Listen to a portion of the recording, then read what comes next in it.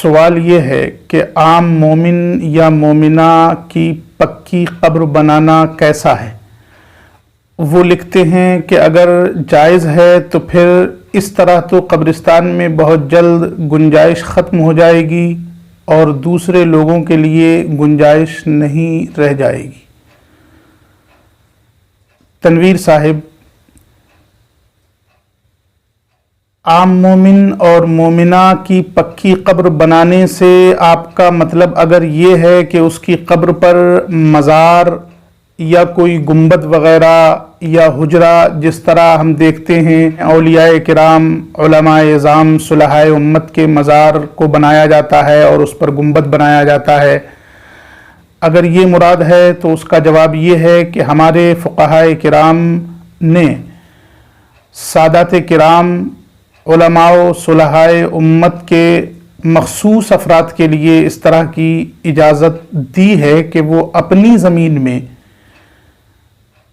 یعنی جو زمین قبرستان کے نام پر عام مومنین کے لیے وقف نہ کی گئی ہو، اس میں اس طرح کے مزارات بنائے جا سکتے ہیں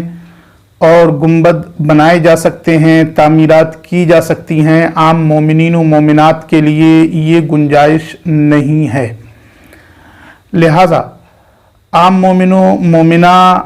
کا مزار یا اس پر کسی طرح کا کوئی گنبد یا وہاں روضہ تعمیر نہیں کیا جا سکتا۔ اور اگر آپ کی مراد جو زمین پر کوہان نما قبر بنائی جاتی ہے کچی مٹی سے، وہاں کچی مٹی کے بجائے پکی اینٹ لگا دی جائے یا اس کے چاروں طرف سے پکی اینٹ لگا دی جائے،